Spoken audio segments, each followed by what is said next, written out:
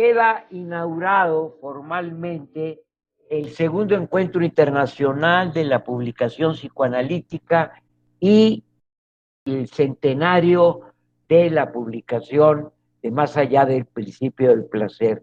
Esperamos que en el transcurso de esto podamos tener intercambios y de conocimientos y de tener más dudas. El público dirige a la doctora Concepción Rabadán. Ahora que nos encontramos conectados en este segundo encuentro, ya el segundo de la publicación psicoanalítica, y a 100 años de Más allá del principio del placer, les quiero compartir algunas reflexiones relativas a duelos fríos, duelos compartidos o depresiones. Para Jana Lush, en su artículo Objeto perdido, objeto descompuesto, en el año 2005, refiere que no se trata de trabajo de duelo como lo plantea Sigmund Freud en Duelo y Melancolía en el año 1915, sino de procesos de subjetivación. Dentro de la ausencia de ritos fúnebres, dice Alush, tiene como contrapartida que la muerte empuje el duelo al acto. Llama muerte seca, pérdida a secas, o tal vez muerte fría a esta ausencia de ritos fúnebres. Entonces, qué importante encontrarnos en esta ocasión reunidos. Encuentros que facilitan procesos de reflexión sobre cuál es la función de los que nos dedicamos a la salud mental en esta época contemporánea. Sigmund Freud en el año de 1930 hablaba de malestar en la cultura, un malestar referido a la renuncia de las pulsiones. Ahora bien, ¿de qué tipo de malestar podemos hablar en esta época? Debida al COVID-19, pero que ya venía de antes del COVID. Si el trabajo del duelo se ejecuta pieza por pieza, con un gran gasto de tiempo y con un gran gasto de energía de investidura, un trabajo psíquico de despedida, despedida de los ideales y también la despedida de seres queridos. ¿Qué nuevas formas de malestar, ya no de la cultura, sino de la civilización? Sociedades de relaciones más bien melancólicas, es decir, fuertemente fijadas y a la vez fácilmente desprendibles, fuertemente fijadas a imágenes, aferrados a materialidades, a la vez y paradójicamente en una facilidad de desprendimiento de los compromisos. Divorcios van y vienen, búsqueda de terapias rápidas, artes efímeras. Más que de duelo, de lo que se está tratando es de formas de melancolía, una cultura del desecho. Más que de apropiación de cuerpos, se trata de cuerpos fragmentados, desechados, perseguidos, de desterritorialización, de globalización. Formas de sociedades melancólicas, es decir, fuertemente fijadas y a la vez y paradójicamente fácilmente desprendibles. Sociedades secas, sin rituales, por ejemplo, tantos desaparecidos sin sepultura. Sociedades deprimidas, depresiones como formas de vida que no implican procesos de duelo, no llevan hacia ninguna deriva de los ideales. Sociedades de cuerpos afectados, consumiendo fármacos como forma de vida. Sociedades maníacas, sociedades paranoicas. Estas 5 formas de sociedades melancólicas, secas, deprimidas, de cuerpos afectados, maníacas, perseguidas, muestran lo que ocurre cuando no se facilitan los procesos de duelo compartidos. Sin procesos de duelo en un puro dominio de la pulsión, un actuar los duelos no elaborados, de subjetividades siempre en el riesgo de vivir en peligro, entre la vida y la muerte narcisista, o bien en la manía o en la persecución. Como en la tragedia de Hamlet, tragedia del deseo, que ubica la imposibilidad de comenzar a elaborar el duelo por la muerte del padre en un tiempo sin escansiones ya que la comida del funeral sirvió para los festines de la boda, como lo observara Lacan en el Seminario 6, El deseo y su interpretación en el año de 1959. Entonces, ¿cómo generar condiciones de salud que favorezcan la elaboración de duelos, no solo por las pérdidas humanas, sino de los ideales, de formas de vida, de relacionarnos, de formas de sociedades? ¿De qué se trata lo que se está perdiendo? Consuelo Almada, en su tesis de doctorado en Ciencias del Desarrollo Humano del CIES, que ya está próxima a graduarse, comenta un deterioro del asombro y de la ilusión. Refiere cómo el constante uso del término violencia denota la utilización diaria que los medios masivos hacen de esta, en la difusión de la guerra, matanzas, desgollamientos, de terrorismo, xenofobia y desastres naturales. La saturación mental, visual y sensorial que vivimos en esta época, el retorno de las epidemias, la destrucción del planeta y la indolencia ante todo esto, sino también formas de violencia, de odio que hoy padece la humanidad, que bien podrían pensarse como defensas melancólicas, de miedos al derrumbe, al vacío, como lo estudió Winnicott. Observamos formas narcisistas de negación, es decir, todo lo que amenaza algo del orden de la existencia se odia. Formas de odio que más que poner en función vacíos para que se juegue el deseo, se sobreconsume o se rechaza como intentos de llenar o taponar vacíos que amenazan derrumbes narcisistas. Los medios masivos y la constante información visual nos concientizan al tiempo que nos insensibilizan ante una realidad difícil de digerir. Para combatir la decepción, las sociedades tradicionales tenían el alivio de la religión. Las sociedades contemporáneas, por su parte, utilizan la incitación incesante a consumir, gozar, cambiar. La ilusión de la satisfacción del deseo con el consumo de nuevas experiencias, de objetos no vistos antes, de hiperrealidad insatisfecha y ansiógena que contagia a otras regiones. Perturban el orden del sujeto, de los procesos de subjetivación. Olvido y desmemoria, más allá del principio del placer, en una condición de situarnos en los puros puntos límites como formas de vida, de dominio de la pulsión, que no dan pie a los procesos de elaboración de duelos, sino a estados depresivos, cuerpos afectados o estados maníacos, a muertes y sociedades frías. Muchas gracias. Le paso la palabra al doctor Jaime Ayala. Gracias, doctora Rabadán. Seguramente vamos a tener muchas dudas e inquietudes, pero de eso se trata, de que podamos de alguna manera darnos cuenta de algo de lo que nos está pasando, algo de lo que le ha pasado a la humanidad durante mucho tiempo. Es interesante, bueno, mis reflexiones sobre el inconsciente van a ser coloquiales.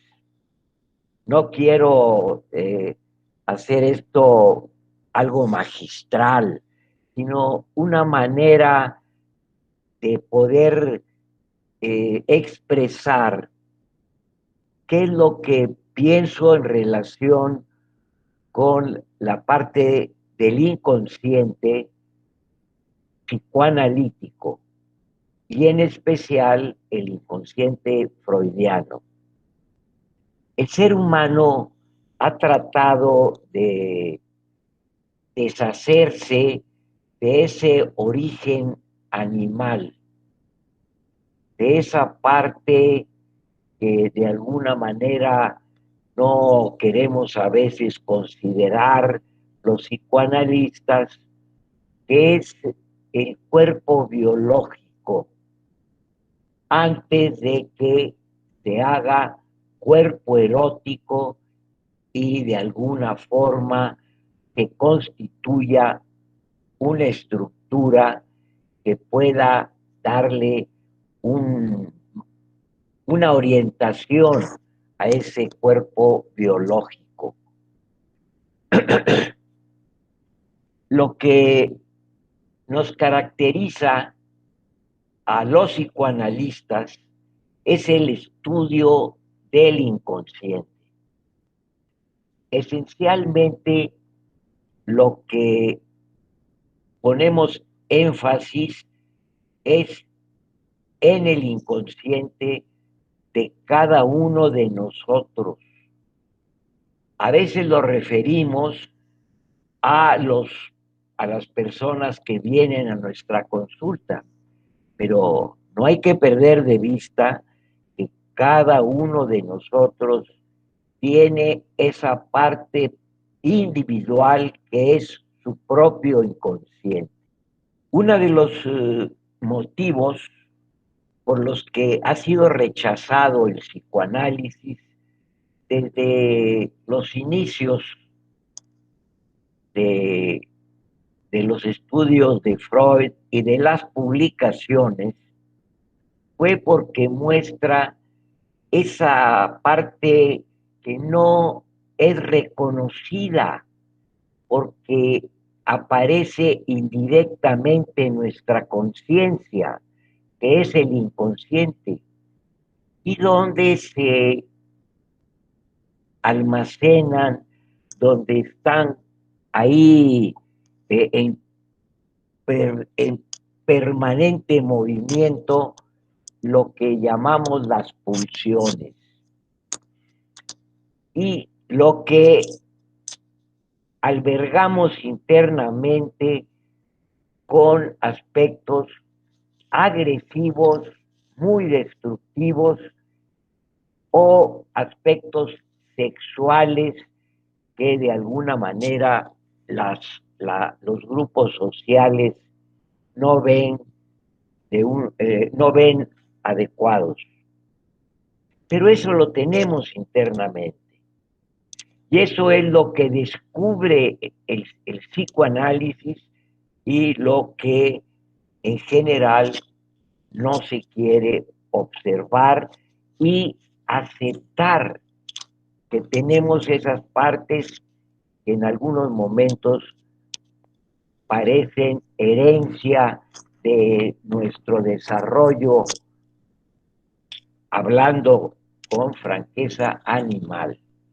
Hay que darnos cuenta que los filósofos, los antropólogos, los sociólogos, los médicos, los psicoanalistas, hemos tratado de entender al ser humano.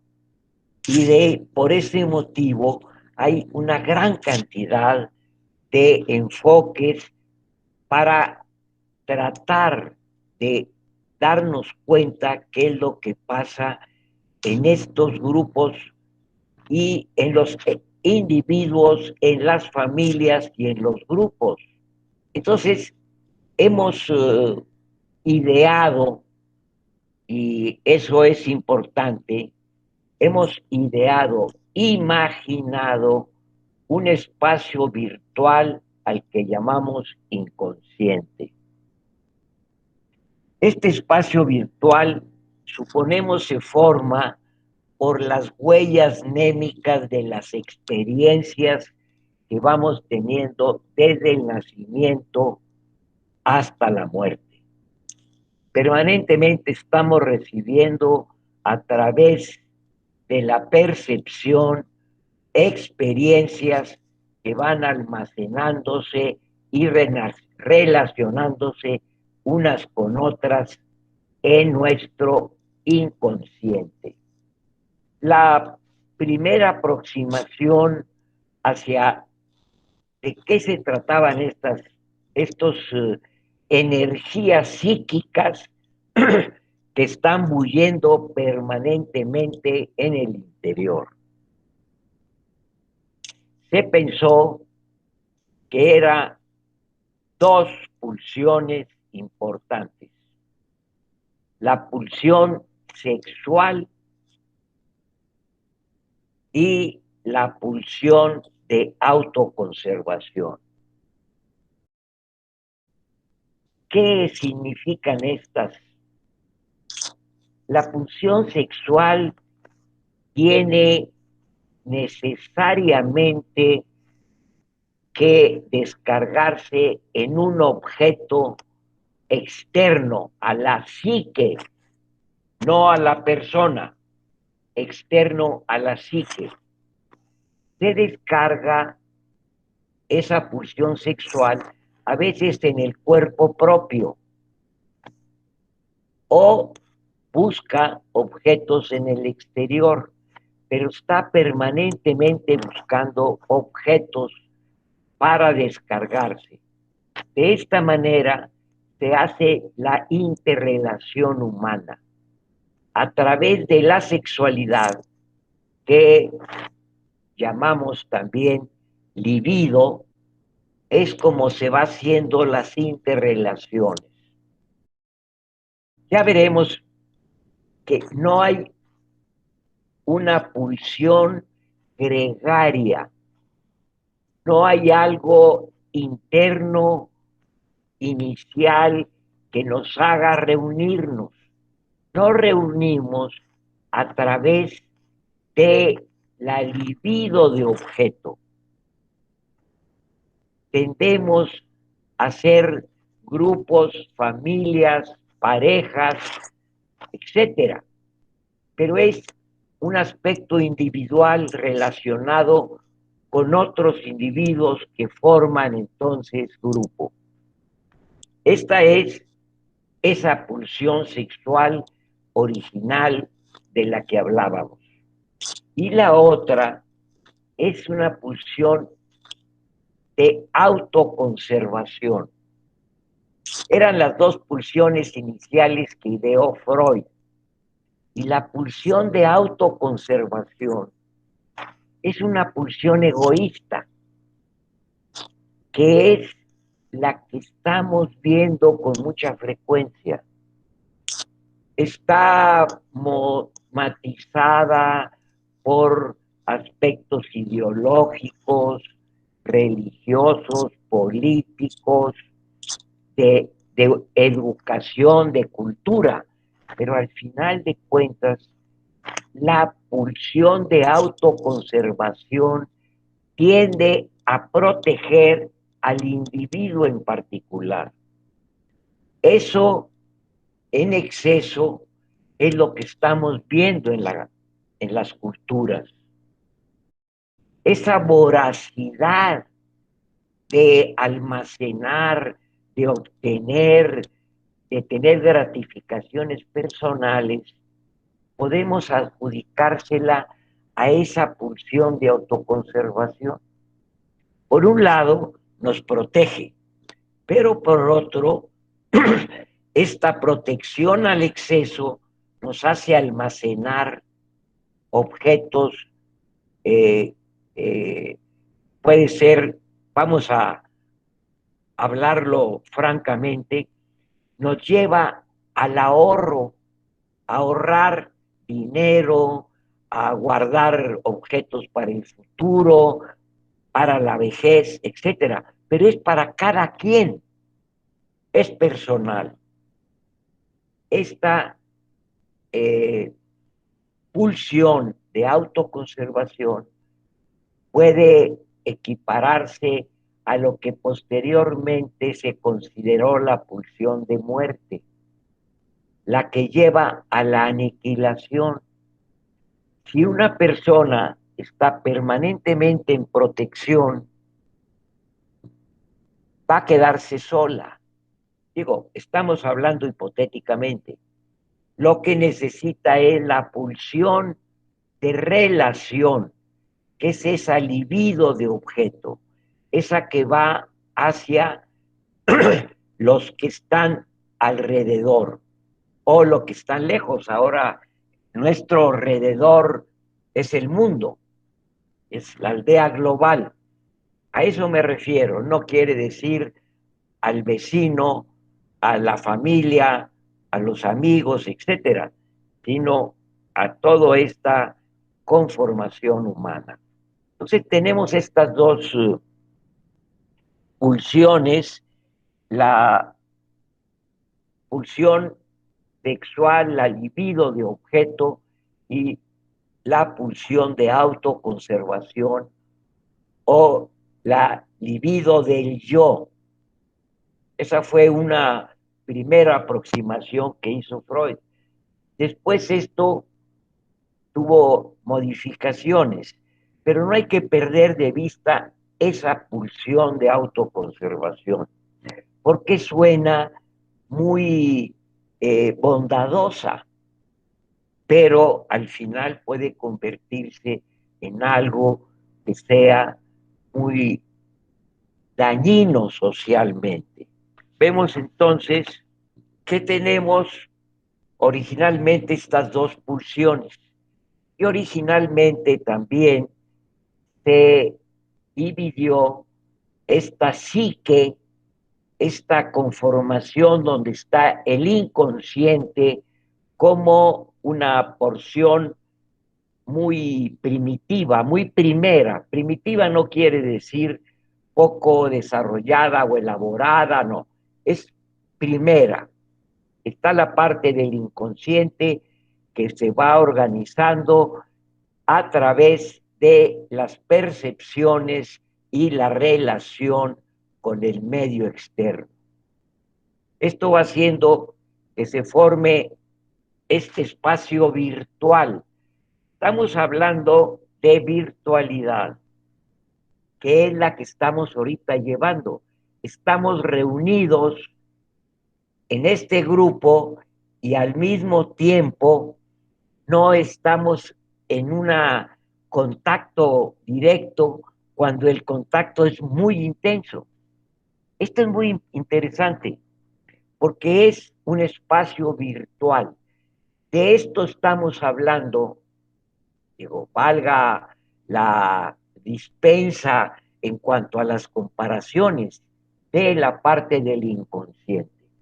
Es un espacio virtual que está por ahí alojado en la psique, en la mente de cada uno de nosotros. Pero hay otros espacios. El otro es el preconsciente, que es un espacio muy interesante porque toma la fuerza del inconsciente, las pulsiones del inconsciente, y va a permitir toda la elaboración de la mente humana. Podemos decirlo con cierta seguridad que todo lo que ha creado la mente humana va a formarse en el inconsciente, en el preconsciente, tomando fuerza del inconsciente. Pero es preconsciente, o sea, está un paso atrás de la conciencia. Es el espacio donde el laboratorio, donde está fraguándose toda creación humana, la que querramos pensar, y está permanentemente en actividad, tanto en la vida despierta como en los momentos del dormir. Ahorita hablaremos del sueño, que es muy importante para ver esto. Es el preconsciente. Entre el inconsciente y el preconsciente hay lo que se estableció también ilusoriamente como hipótesis, una censura. Hay un elemento que permite o no que las pulsiones que hablábamos originalmente, sexuales y de autoconservación, pasen al preconsciente. Y con todas sus modalidades, ahí hay una aduana que permite o no ese paso. En el preconsciente para pasar al consciente se requiere de la atención, que es un elemento que se ha perdido también en ocasiones. Es necesaria la función de la atención para que los procesos preconscientes pasen a la conciencia. Ahí hay otra censura entre el preconsciente y el consciente. Cuando estamos nosotros en una terapia psicoanalítica, le pedimos a la persona que está con nosotros, al analizante, que hable con libertad de todo lo que se le venga a la mente. Le estamos pidiendo que anule esa censura entre el preconsciente y la conciencia. Es una censura que en cierta manera está más relacionada con los aspectos sociales, en general, que pueden ser religiosos, pueden ser de buenos modales, y le decimos, anula esa censura y háblanos con libertad. Y entonces aparecen, esperamos, los contenidos inconscientes que esa censura estaba evitando que sucediera. Regularmente no decimos todo lo que pensamos. Si somos sinceros, porque pensamos muchas cosas que de alguna manera no son convenientes socialmente.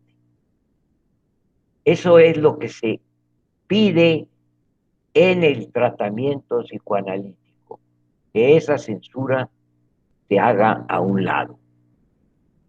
Entonces tenemos esos aspectos de el inconsciente del que no sabemos más que indirectamente, por lo que el preconsciente nos trae a través de la conciencia.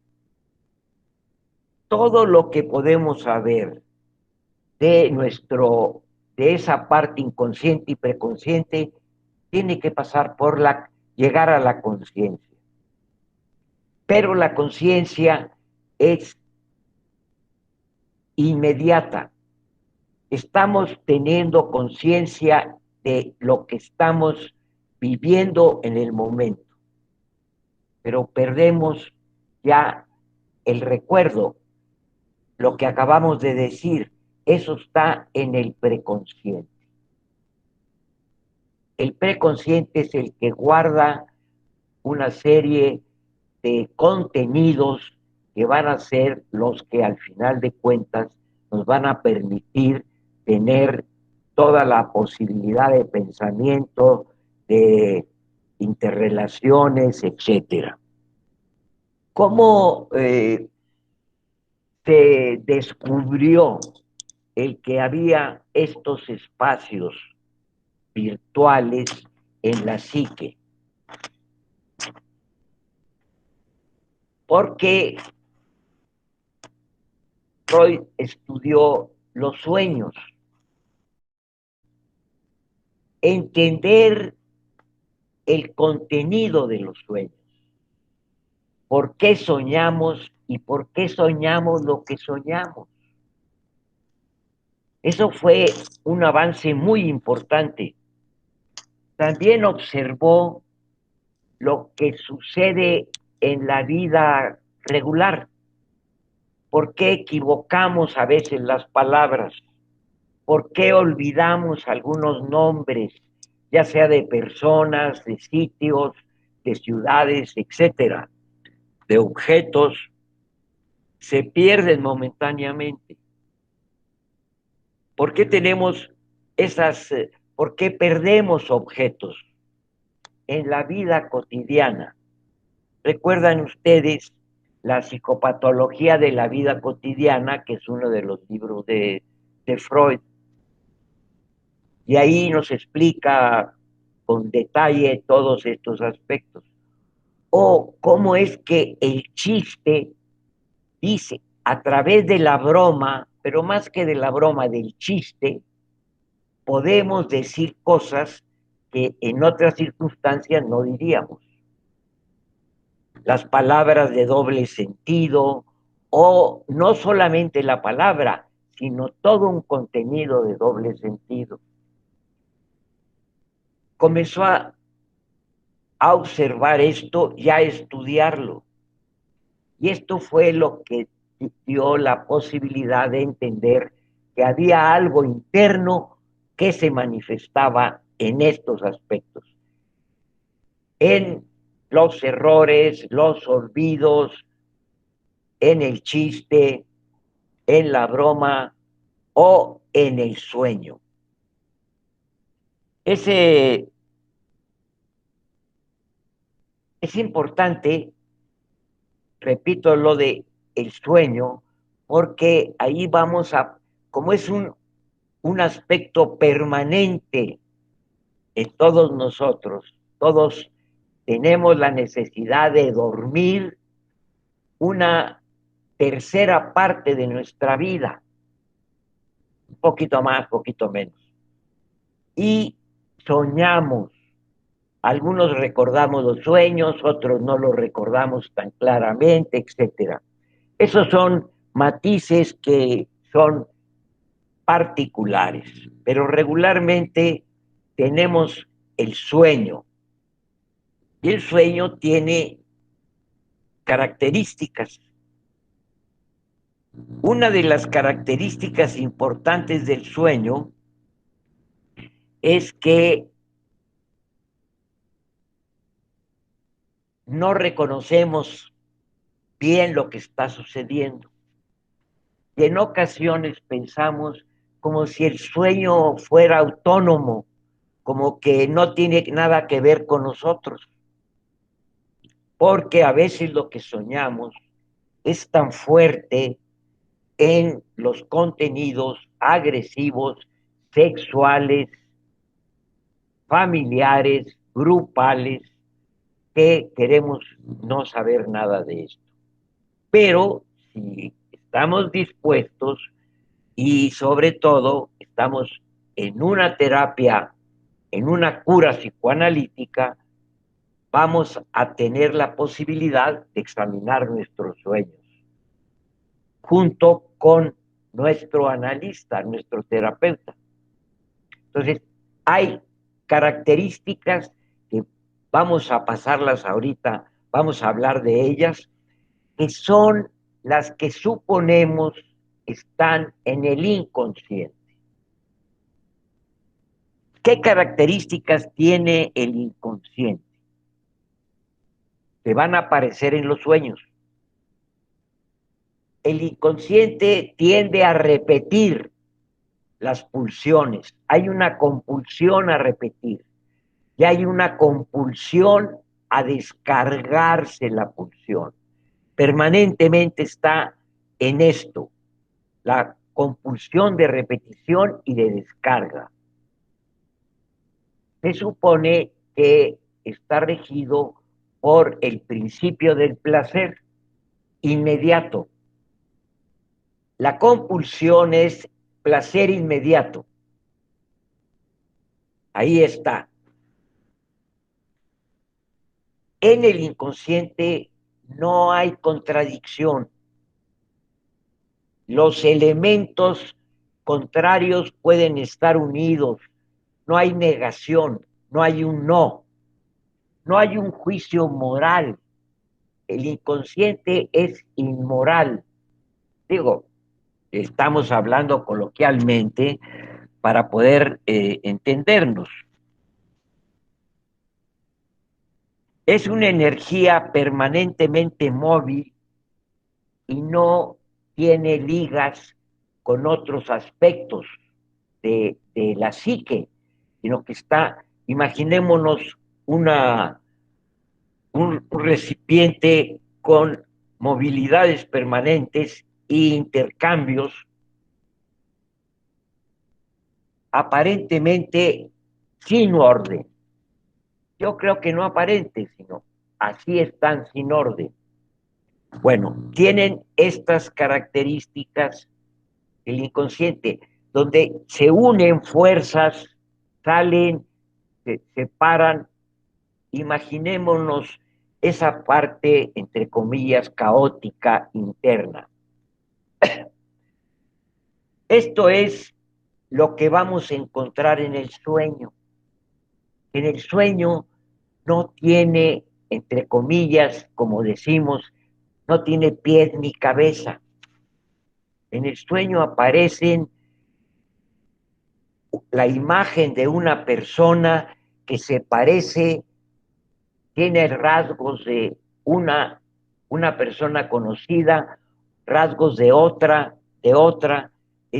como elementos que se juntan de varias, pero no solamente en las personas, los espacios, las ideas. Esto se da, se llama o se le dio el nombre de condensación. Junta situaciones, personas, no solamente personas y cosas, sino también situaciones. Junta ideas, pero al final de cuentas la verbalización en el sueño, los aspectos verbales son mínimos. Entonces, ¿cómo es que podemos darnos cuenta de lo que está pasando? A través de la figurabilidad. O sea, el aparato psíquico como un aspecto primario, llamémosle primitivo, de pensamiento, da el pensamiento visual. Ustedes pueden hacer un ejercicio de cómo recuerdan algo y con frecuencia uno está recordándolo visualmente, no en palabras, no en conceptos. Recuerda dónde fui, dónde estuve, y hay partes visuales. Cuando uno está leyendo un libro, por un lado está el texto y por otro está el pensamiento visual. Estamos visualizando lo que estamos leyendo. Este es un mecanismo que llamó Freud figurabilidad. Lo hizo figura a ese pensamiento y fue el que nos transmite conceptos, nos transmite aspectos complicados, en ocasiones situaciones filosóficas, religiosas, de la vida común, a través de las imágenes. Y podemos decir, bueno, digo con la experiencia, ahí están las imágenes. Pero recordamos que los primeros lenguajes escritos fueron a través de imágenes. Veamos los códices. Los códices son a través de imágenes. La escritura egipcia es a través de imágenes. Actualmente los kanjis, estos dibujos de la escritura japonesa, de la escritura china, son imágenes. O sea, hay una manera en imágenes que utilizamos todavía actualmente. La hemos perdido. Hemos ido, evidentemente, evolucionando en muchos aspectos de la cultura, pero originalmente, y todavía ahora no original, el pensamiento es visual. Y el sueño nos da esos aspectos. A través de la condensación, es juntar elementos en uno y por lo tanto no lo reconocemos a simple vista, a simple recuerdo. O el desplazamiento, poner de uno a otro. Entonces, eso es lo que confunde en cierto aspecto el entendimiento del sueño. Ahora, un elemento importante del sueño es que los sentimientos, los afectos salen directamente. Esos no tienen, no tienen distorsión, pueden desplazarse de de una situación a otra. Y eso también es lo que produce cierta confusión del sueño. ¿Qué es lo que se hace? Es poner el sueño a consideración del soñante. Y de esa manera ir paulatinamente destejiendo lo que el inconsciente y el preconsciente formaron. Lo vamos a ir destejiendo. Vamos a tomar elementos del sueño y vamos a pedirle al soñante que asocie sobre el sueño. Y de esa manera vamos a ir paulatinamente dándonos cuenta y dándose cuenta el soñante de qué fue lo que soñó, por qué lo soñó, cómo lo soñó, etcétera. Así es. Es interesante que se habla de los símbolos del sueño. Los símbolos universales son confusos, porque esos son como algunos que se adoptaron para las situaciones sociales, religiosas, políticas. El símbolo, la bandera, el símbolo del aspecto religioso, etcétera. Hay símbolos muy variados, generales, pero los importantes son los símbolos personales. Cada uno de nosotros tiene su propia simbología y es la que tiene que hablar en el momento de cuando se hace el análisis de los sueños. Esto es un ejemplo para ver cómo está el inconsciente y cómo aparece.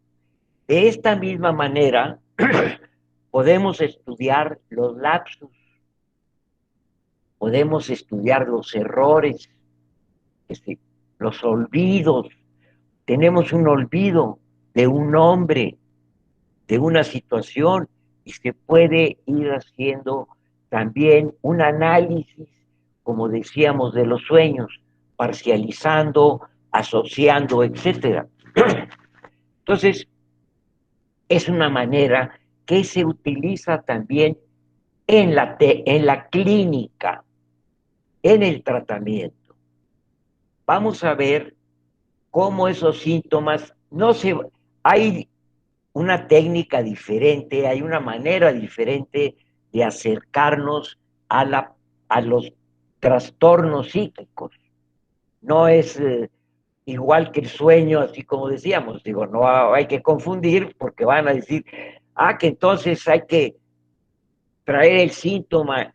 Nosotros sabemos que ese síntoma, si se va trabajando, vamos a ir a encontrarle un sentido, pero es complicado. Y como se ha mencionado, en la terapia no es solamente hacer consciente lo inconsciente, porque eso lo podemos percibir como terapeutas desde el principio, aunque digan que no hay un saber del terapeuta, pues eso es imposible de quitar, el saber del terapeuta, que puede tener un entendimiento, pero no tiene por qué expresarlo al paciente, porque el paciente o el analizando no lo va a captar. Tiene que haber una elaboración y un proceso paulatino para que vaya dándose cuenta de su inconsciente. Todo es un proceso que tiene una serie de condiciones. Entonces, no vamos a entrar en esto porque es otro aspecto. Ahorita estamos viendo cómo nos damos cuenta del inconsciente. Y estos son algunos elementos que nos permiten darnos cuenta de el inconsciente de cada uno. Y el inconsciente, al final de cuentas, pues es personal.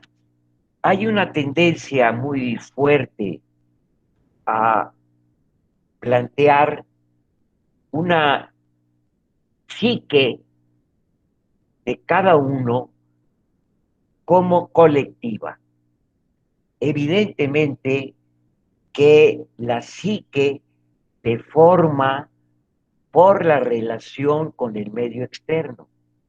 La primera parte, el primer momento de formación de la psique está relacionada con la madre que va a dar satisfacción a necesidades orgánicas y deseos psíquicos del bebé.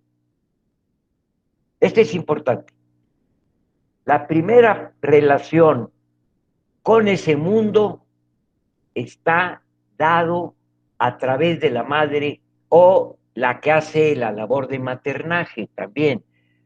Actualmente estamos viendo cambios sustanciales en los grupos que anteriormente eran muy definidos. Ahora hay una serie de cambios que tampoco vamos a entrar en esto, y es quien haga el maternaje es el que va a proporcionar ese alimento y ese afecto. Eso es lo que en el primer momento, en el momento de la crianza, se va a estar satisfaciendo. Y lo que dicen es esto, cómo se junta, se hace un apuntalamiento entre la necesidad orgánica y la necesidad psíquica que va a constituir el deseo. Y el deseo es el que va a estar en nuestro inconsciente permanentemente pugnando para realizar diversos aspectos de nuestra vida. Es el deseo. El deseo, nos diría Freud, el deseo inconsciente hacia el objeto perdido. Cuando bebés recién nacidos teníamos el objeto que nos satisfacía y desaparecía. Esto, de alguna manera, nos dio esa posibilidad de tener algo que nos satisfizo y después perderlo. Y luego estar en permanente búsqueda. Actualmente se ha hablado de la falta. Algo que falta al sujeto es lo que nos permite continuar, seguir adelante y andar en la búsqueda. Y nunca está la completud. En otro aspecto es la búsqueda del objeto perdido que nunca vamos a encontrar porque es un objeto primario que no lo vamos. Y esa búsqueda es lo que nos va a permitir tener esa inquietud del conocimiento. Es uno de los aspectos distintivos del ser humano. Dicen que es el lenguaje, pero antes que el lenguaje está la inquietud de conocimiento, de buscar qué hay en cada uno de los aspectos de la vida. En otro momento sería de la interpretación. Permanentemente estamos interpretando el medio externo. Y esto nos hace que tengamos errores de interpretación. Y el ser, como nos mencionaban algunos teóricos, el conocimiento del inconsciente es tan complicado como el conocimiento de la realidad. La realidad está interpretada por cada uno.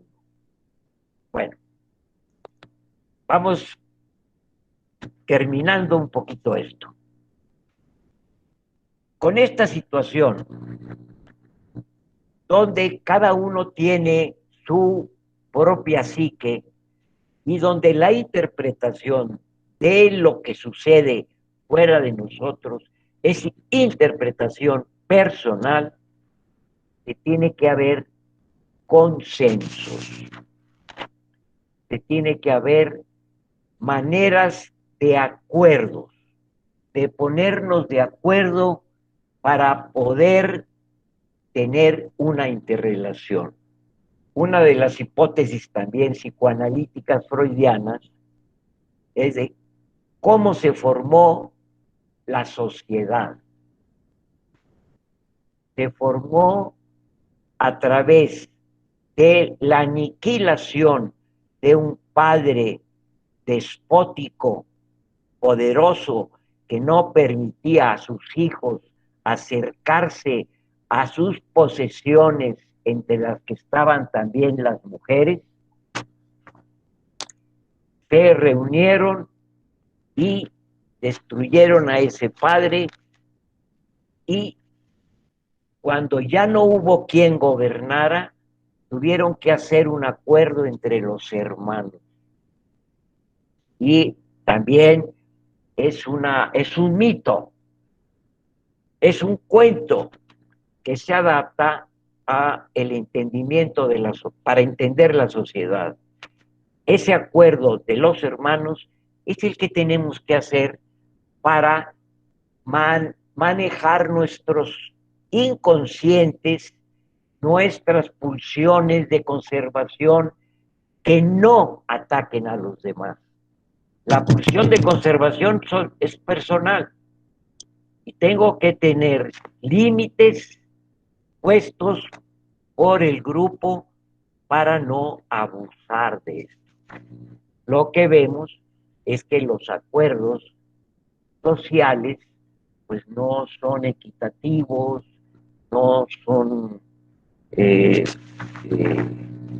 convenientes, no son para todos, etcétera.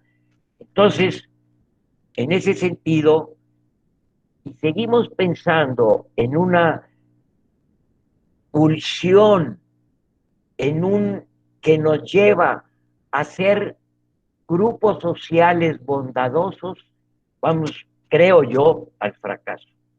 En la medida en que podemos identificar esto que decíamos del inconsciente con sus pulsiones destructivas y sexuales intensas, modeladas por el preconsciente y por las censuras y puestas en la conciencia para participar con el medio externo, en la medida en que se pueda hacer eso, y un acuerdo entre todos, es como vamos supuestamente a tener una interrelación más armónica, una interrelación más ordenada, llamémosle como querramos. Y de repente tenemos miedo de decir algo porque a lo mejor la palabra no es la adecuada.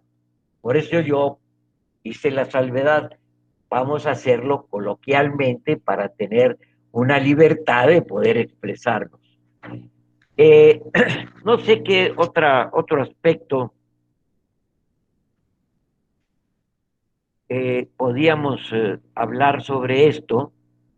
Para los clínicos que somos tenemos un interés en la clínica, en la cura psicoanalítica, vamos a pensar que muchos aspectos del sueño, si no todos los aspectos del sueño, pueden verse en los síntomas psíquicos y vemos en las alucinaciones, vemos en los delirios y vemos en diferentes sintomatologías, incluyendo las sintomatologías psicosomáticas. Y vamos viéndolo, tenemos esta posibilidad al estudiar los sueños o los lapsos, pero los sueños es un elemento muy importante.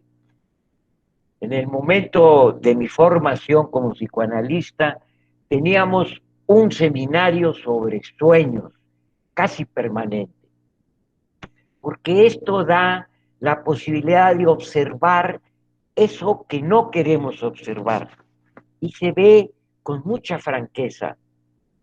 El sueño es muy franco, el sueño nos dice tal cual, tenemos que suavizarlo, tenemos que entenderlo, etcétera, pero el sueño es la vía regia para llegar al inconsciente, nos decía Freud.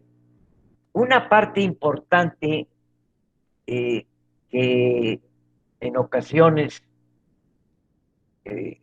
piensan que como mi origen, mi licenciatura es de médico cirujano partero, tengo la estructura mental del médico y eso es la estructura de la psique biológica.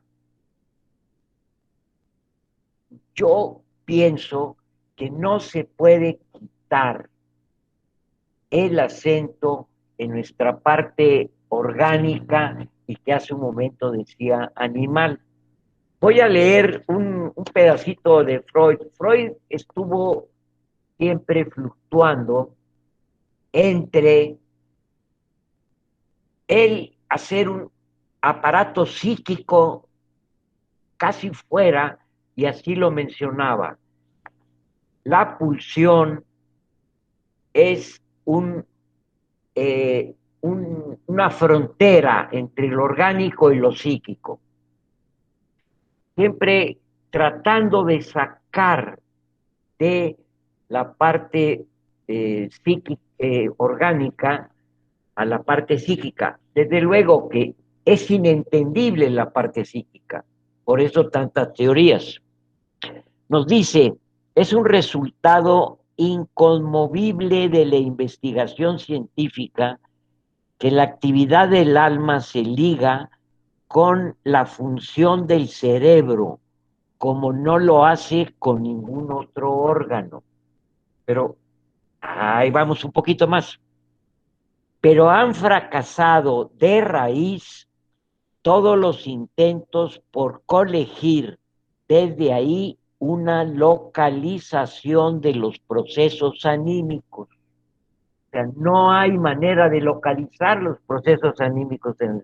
Hay una relación, parece indudable, pero no hay una localización. Que eso es lo más interesante de nuestro estudio del psicoanálisis. Que mientras no se entienda más de esa función cerebral, este entendimiento que nosotros tratamos de hacer es el que nos va a permitir entender la mente del ser humano. Tampoco se puede localizar el sistema consciente ni el inconsciente. Nuestra tópica psíquica provisionalmente nada tiene que ver con la anatomía. O sea, se acerca a esa parte orgánica de donde viene la pulsión, pero delimita ya el aspecto psíquico como algo especial del ser humano, que no creo que es algo especial del ser humano. Si uno ve con cuidado los animales, sobre todo los animales de compañía, vamos a encontrar que hay un aspecto de psique, volvemos a decir, primitiva, pero hay decisión, hay momentos de duda, etcétera, en los animales. Eso ya será objeto de otro estudio y otro enfoque. Ok, muchas gracias. Nadia pregunta, en la clínica psicomotriz, ¿cómo pensar el cuerpo, psiquismo ahora, sin tocarnos? Pensar el cuerpo ahora, pues desde el punto de vista psicoanalítico, es cómo se va libidinizando cada parte del cuerpo para hacerlo un cuerpo erótico, un cuerpo de deseo, un cuerpo deseante y un cuerpo que pueda ser deseado. Ese no creo que haya variado mucho. Quizás las técnicas en relación a cómo agradar al cuerpo, ya ella seguramente las conoce en la psicomotricidad, pero es el cuerpo del deseo, el cuerpo deseante, que es el cuerpo psíquico. Ok, muchas gracias. Jair Castellanos pregunta, me gustaría saber qué piensa acerca de la influencia que ejerce el contexto sociocultural en la formación, deformación o conformación del inconsciente. Bueno, ya lo mencionábamos, el inconsciente se va a estructurar o se va a formar, más que estructurar, a formar por el contacto con el medio externo. Y el medio externo, ahora llamado el otro, pero es el medio externo, en relación con la familia, en relación con la sociedad, y así como decíamos de los símbolos sociales que van cambiando, así también la influencia de la sociedad va cambiando y va modulando y modelando las estructuras. No hay duda, somos entes sociales, pero no tendemos a la socialización, tendemos a la relación de la libido hacia los objetos. Por eso es importante hacer grupos de acuerdo que van más allá de la parte del inconsciente.